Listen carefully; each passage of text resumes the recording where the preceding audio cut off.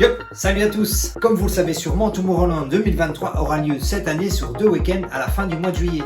Fort heureusement et contrairement à ce que je m'imaginais, le festival aura bien lieu sans protocole sanitaire. Un retour donc à la normale, suite à une transition l'année dernière où, rappelez-vous, il avait échappé de peu au pass sanitaire. Ne croyez pas que tout ça est maintenant derrière nous. J'en veux pour preuve le Tour de France, qui lui prévoit cette année notamment le retour du masque et la distanciation sociale. Oui, vous avez bien entendu, le port du masque sera en effet obligatoire pour les journalistes et les invités sur le paddock et sur la ligne d'arrivée. Les selfies et autres autographes avec le public seront quant à eux tout à fait prohibés, respectant ainsi la bulle remise en vigueur autour des coureurs. Vous me direz, oui bon ça va, c'est juste les organisateurs qui ont peur, ils ne veulent pas avoir le même souci qu'il y a eu sur le Tour d'Italie, point barre. Bon ça va, hein, c'est juste les organisateurs de la course qui ont peur, voilà c'est tout. Hein. Ils ne veulent pas avoir le même souci qu'il y a eu lors du Tour d'Italie, hein, le Giro, point barre. Mais pas tout à fait en fait. La preuve en est encore plus flagrante lorsqu'on apprend que l'Organisation mondiale de la santé vient de signer un partenariat avec la Commission européenne visant à lancer un système de certification numérique mondiale. Il sera basé sur le certificat numérique Covid qui avait, je vous rappelle, été mis en place par nos différents gouvernements lors de la crise Covid. N'en déplaise aux médias et à une large majorité de la population qui avait balayé d'un revers de la main et traité de complotistes tous ceux qui parlaient d'un pass sanitaire avant l'annonce de son application. Il ne s'agit pas d'un passeport. Ce système de certification mondiale numérique visera à faciliter la mobilité et à protéger les citoyens du monde entier contre les menaces actuelles et futures pour la santé. Bref, un pass sanitaire non plus simplement européen, mais mondial. Non, cela ne sera qu'une sorte de carnet de vaccination numérique. Cela ne peut en rien faire de mal. Que du contraire.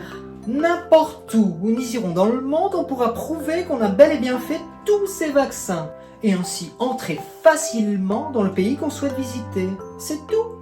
Eh bien, pas que apparemment. Parce que oui, pour eux, il s'agit simplement du premier élément constitutif du réseau mondial de certification sanitaire numérique et prévoit de mettre au point un large éventail de produits numériques pour améliorer la santé de tous. Oui, plus d'outils de contrôle pour améliorer la santé, bien sûr. Rien à voir avec de la surveillance. Ouais ça va, hein, on n'est pas en Chine ici. Hein. Ils ne s'arrêteront donc pas à un simple pass vaccinal, mais ont tout simplement l'intention, entre autres, d'y inclure le dossier médical et d'utiliser ce dispositif lors d'un conflit, d'une crise climatique ou toute autre situation d'urgence. Tiens, crise climatique, ça sent un peu le passe carbone tout ça. Bref, revenons-en un peu à Tomorrowland pour un peu oublier tout ça. Petite info qui ne va pas ravir les pseudo-écolos. How dare you! Tomorrowland ainsi que d'autres festivals ont obtenu une dérogation cette année pour continuer de servir les boissons dans des gobelets jetables, alors qu'il était prévu normalement d'utiliser uniquement des gobelets réutilisables. Il faut quand même préciser qu'ils ont encore 3 millions de gobelets en stock.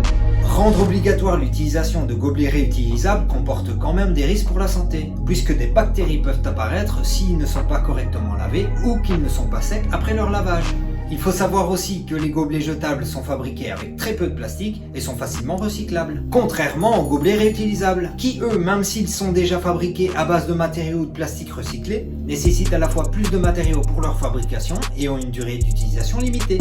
A noter aussi que les gobelets réutilisables sont bien souvent produits exclusivement pour un événement bien précis, donc à l'effigie de l'événement en question, et lorsqu'il s'agit d'un événement qui regroupe différents acteurs, chacun ayant généralement son propre fournisseur, ceux-ci en plus d'afficher une marque, un sponsor ou tout simplement le producteur fournisseur des gobelets, auront également des tailles et des formats différents. Tout ceci mélangé pose évidemment des problèmes de logistique. L'industrie de l'emballage et implicitement celui du pétrole s'en frottent déjà bien les mains. Et enfin, ça ne règle absolument pas le problème numéro 1 des déchets, puisqu'une bonne partie finira quand même au sol, comme on l'a vu lors de la muscade de Mons. Il y en a moins que les autres années, ça c'est un fait évident, mais bon, il y en a toujours autant, quoi.